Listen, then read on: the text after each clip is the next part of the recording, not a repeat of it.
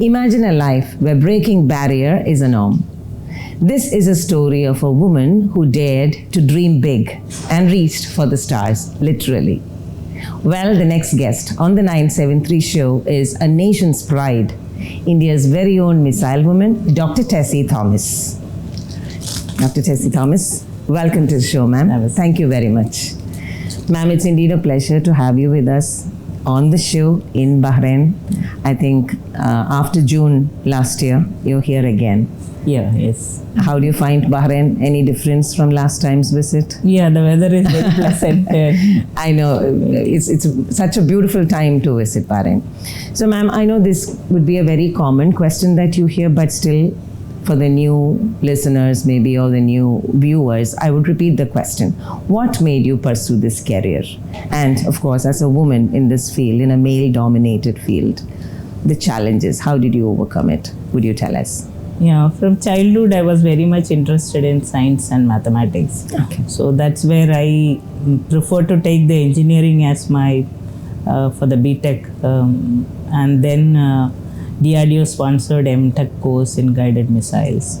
So having the master's degree in missile technology, I was fortunate to work in DRDO laboratory, where Dr. Kalam was the director of the lab. So as an young scientist, got motivation and guidance from Dr. Kalam, a visionary, to make India progress in the defense capabilities.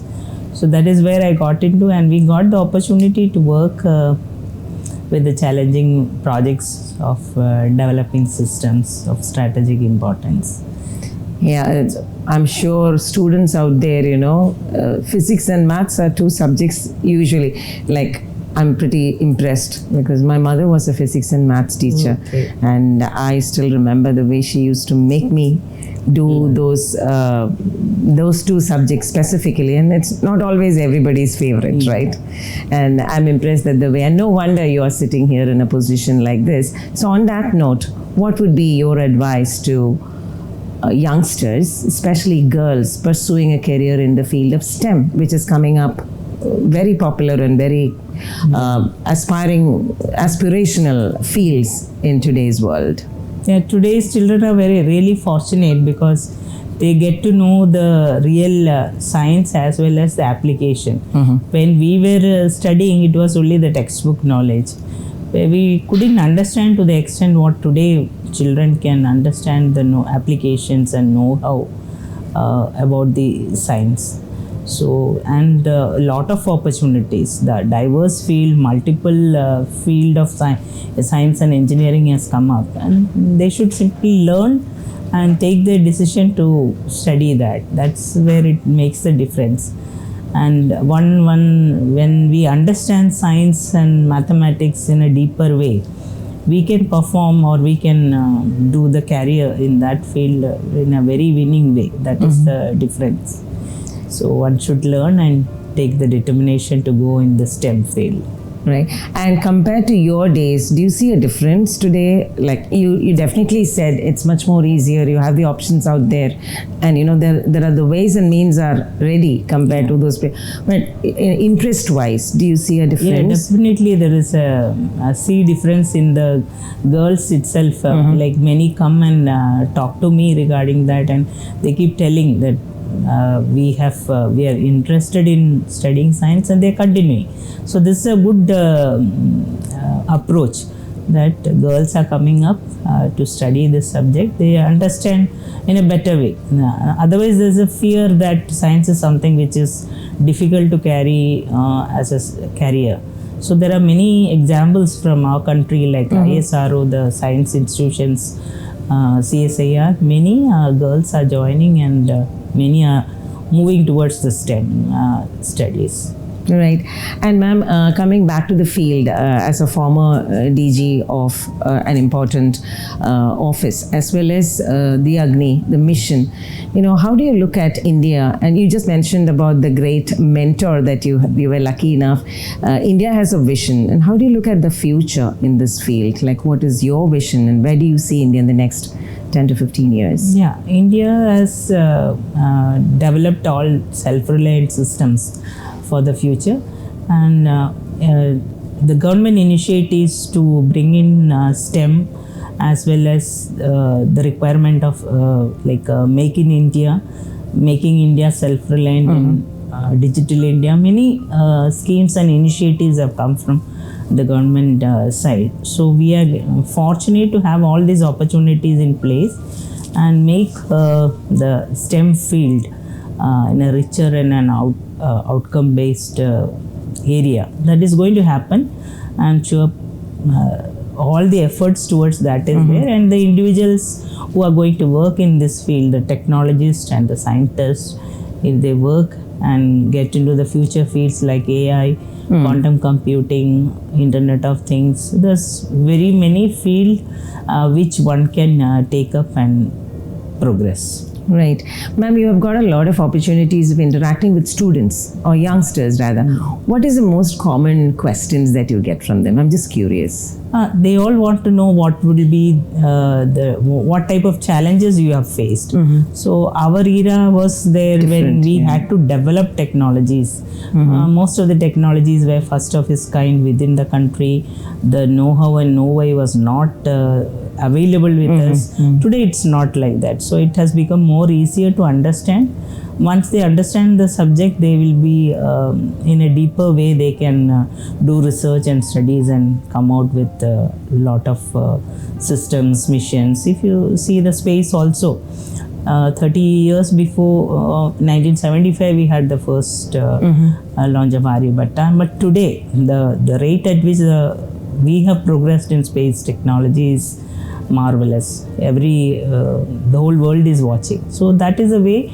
Once the technology is understood and feasibility to do within the country, things keep changing.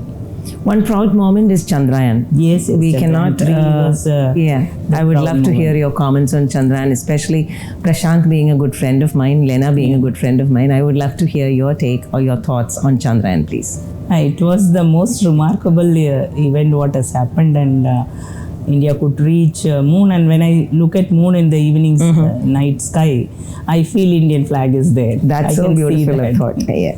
So. Indeed, it was such a proud moment for every Indian wherever we are.